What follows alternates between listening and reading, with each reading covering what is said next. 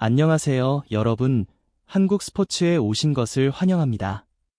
IBK 기업은행의 부진은 이제 단순한 연패가 아닙니다. 팀 전체가 한꺼번에 무너지는 사실상 시스템 붕괴 수준의 위기입니다. 이미 6연패에 빠졌고 외국인 선수 2명 모두 실패했습니다. 세터는 경기 운영이 불가능할 정도로 흔들리고 베테랑들은 체력이 바닥났습니다. 젊은 선수들마저 자신감을 잃어버렸죠. 그리고 경기 후 김호철 감독이 문제가 한두 가지가 아니다 라고 말하는 순간 팬들은 직감했습니다. 이건 단순한 경기력 문제가 아니다. 팀 전체가 완전히 무너졌다. 지금 IBK에서 벌어지고 있는 상황은 전술, 운영, 지도력, 선수 구성까지 모든 요소가 동시에 붕괴하는 총체적 난국입니다. 오늘 영상에서는 김호철 감독의 경질 가능성이 급속도로 현실이 되고 있는지 그 이유를 깊게 들여다보겠습니다. 외국인 선수 실패부터 세터 시스템 붕괴, 팀 분위기 악화까지 IBK 추락의 근본적인 원인을 단 한 가지도 숨기지 않고 정리해드립니다. 사실 시즌이 시작되기 전만 해도 많은 전문가들은 IBK 기업은행을 별표 명확한 상위권 후보 별표로 평가했었습니다. 이소영, 육서영, 킹켈라, 김하경까지 화려한 라인업을 갖춘 팀이라는 평가를 받았지만 IBK의 현재 모습은 그와 완전히 반대입니다. 도로공사전 1세트만 봐도 현실이 그대로 드러났습니다. 22대 22까지 팽팽했지만 세트 후반 들어 IBK의 리시브가 무너지기 시작했고 세터 박은서의 흔들리는 토스, 황민경의 범실, 그리고 모마에게 연속 득점을 내주며 한순간에 무너졌습니다. 1세트에서만 범실이 무려 9개였습니다. 모마는 8점을 올렸고 강소희, 타나차, 이지훈이 고르게 득점하며 도로공사는 안정적인 흐름을 유지했습니다. 반면 IBK는 빅토리아, 육서영, 최정민, 황민경이 비슷한 득점 분포를 보였음에도 마무리 능력이 현저히 떨어졌습니다. 특히 황민경은 많은 공격을 시도했지만 성공률이 좀처럼 오르지 않아 오히려 흐름을 끊는 장면이 반복됐고 빅토리아 역시 스윙 자체는 좋았지만 코스가 너무 단조로워 블로킹에 연달아 막혔습니다. 김호철 감독은 경기 내내 실수해도 괜찮다.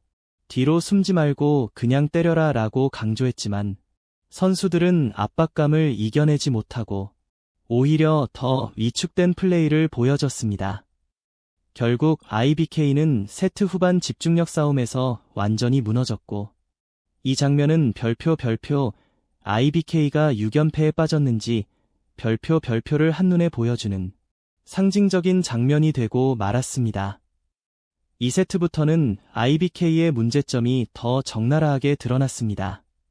전술은 물론 팀의 기본 틀이 사실상 붕괴된 수준이었죠.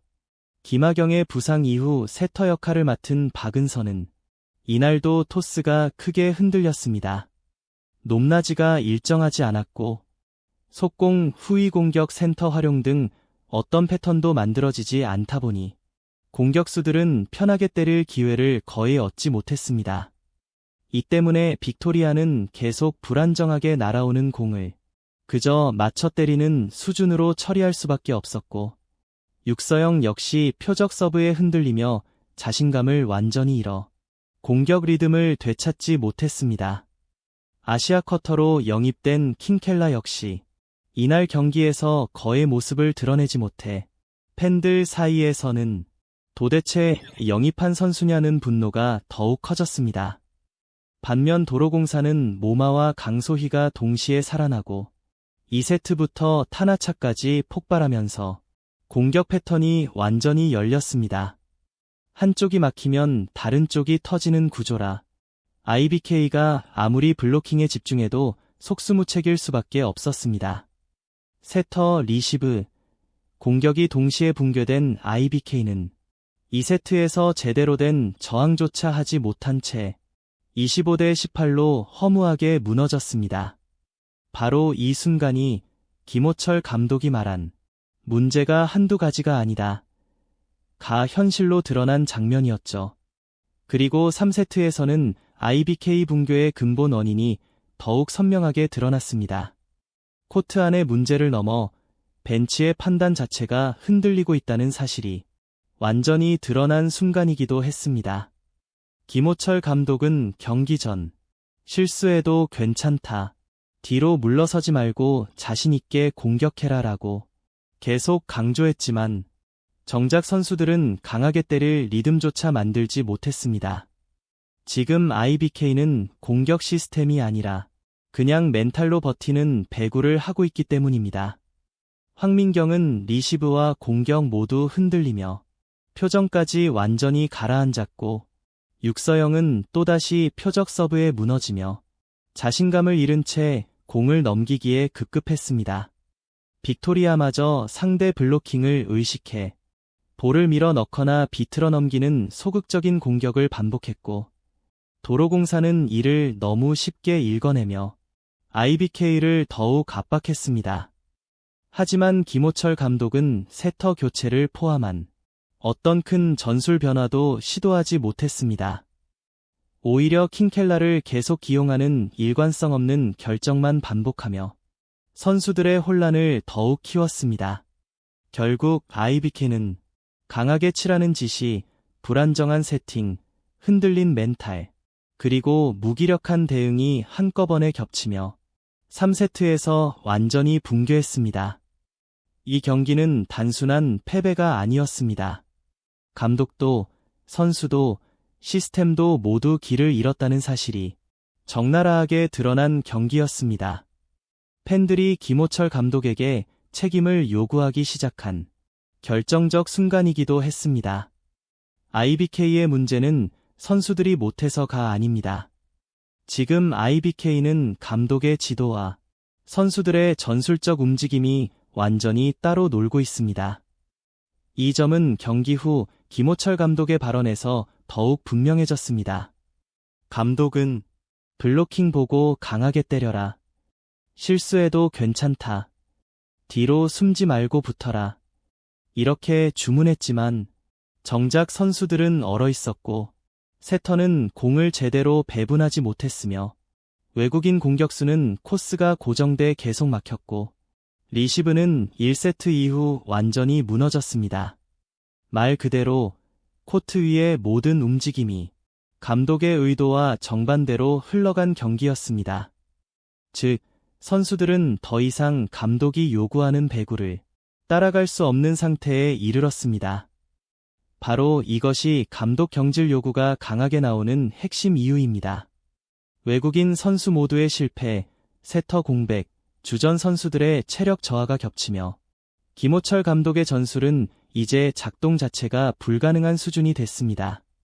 더 무서운 건 이것이 단순한 전술 실패가 아니라 감독과 선수들 사이의 신뢰가 무너질 때 나타나는 전형적인 패턴이라는 점입니다.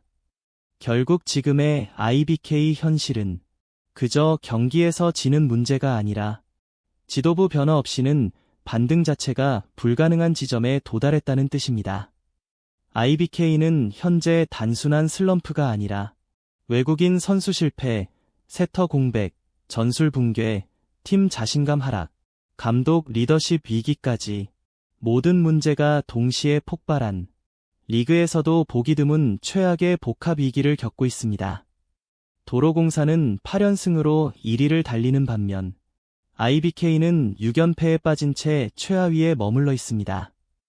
이제 이 격차는 단순히 별표 전력 차이 별표가 아니라 별표 시스템 완성도 차이 별표로 보입니다. 지금 IBK에 필요한 것은 새 외국인 선수도 새로운 세터도 포지션 변경도 아닙니다. 가장 먼저 이루어져야 할 것은 리더십 체계의 재정비입니다.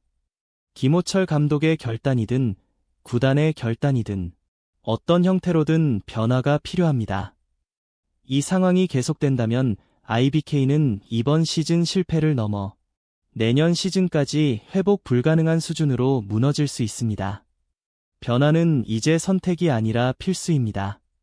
여러분은 어떻게 보시나요? 지금 IBK의 위기, 그 핵심 원인은 감독 리더십 문제일까요? 아니면 애초에 팀 구성 자체가 잘못된 걸까요? 여러분의 의견을 댓글로 남겨주세요. 오늘 영상이 도움이 되셨다면 구독과 좋아요, 알림 설정까지 부탁드립니다. 여러분의 한 번의 클릭이 정말 큰 힘이 됩니다. 이건 시작일 뿐이에요. 구독 버튼을 눌러주시고 함께 멋진 작품을 만들어 봐요. 다음 편에서 만나요.